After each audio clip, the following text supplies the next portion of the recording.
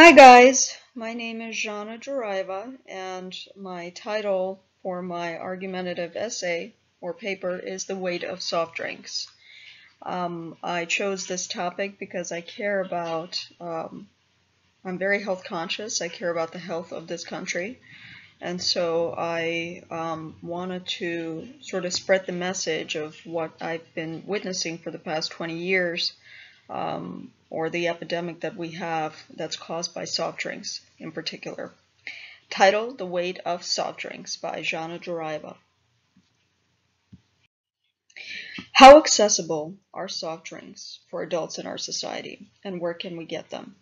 Well, they can be bought in grocery stores, gas stations, vending machines, and parties. Now let's ask, how accessible are they for kids? Children can access them anywhere as well, right? But the only difference is that they don't have to travel very far because their schools has a variety of soft drinks and junk food for them to feast on. This type of accessibility in school has created one of the biggest epidemics among young children today. Soft drinks cause the highest rate of weight problems, toothaches, obesity, and type 2 diabetes to our American children. Particularly type 2 diabetes has become such a widespread issue among young kids that one can only imagine what the future holds. So when did this happen? And most importantly, how can we stop it? Well, let's go back. The idea of sugary drinks backs all the way to 17th century when the French decided to mix lemon, honey, and non-carbonated ice water together, making one of the most favored international soft drinks called lemonade. It was popular not just in France, but Russia, Italy, as well as other nations. But just because it's delicious, universally popular, and has a lemon in it, which is considered citrus fruit, promotes hydration, contains vitamin C, doesn't mean that it's conducive to a child's diet when it's concocted to a lemonade beverage.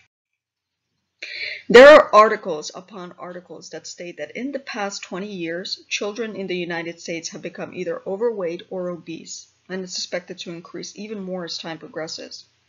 The unfortunate thing is that throughout the entire time, only a few states in America, such as New York, stepped up and suggested prohibiting sugary drinks of all kinds. Did they succeed? Not at all.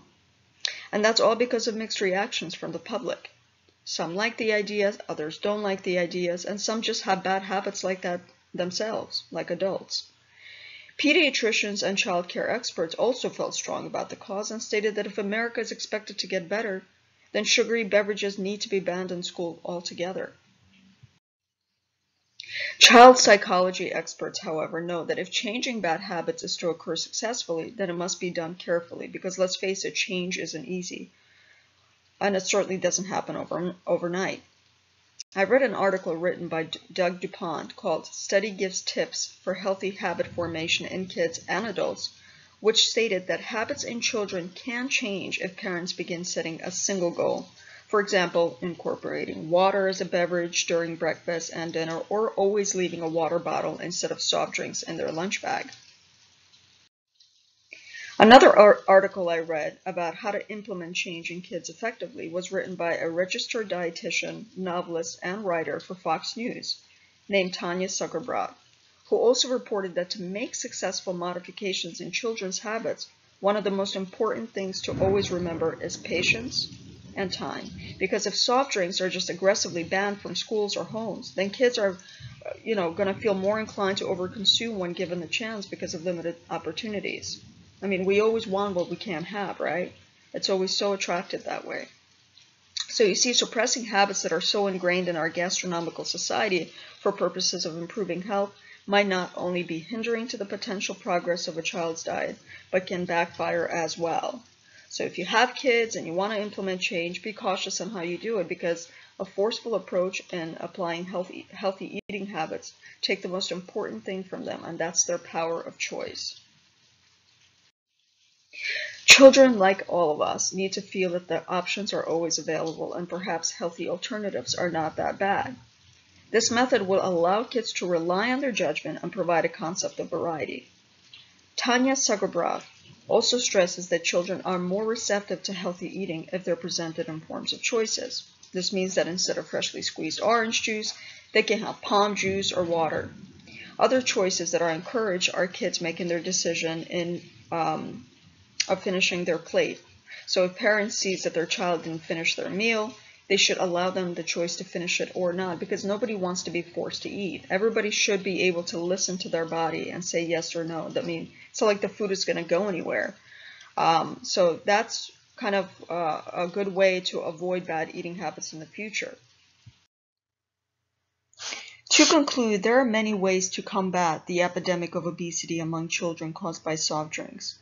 We can make the right choices, educate each other, set positive examples, and change our bad habits.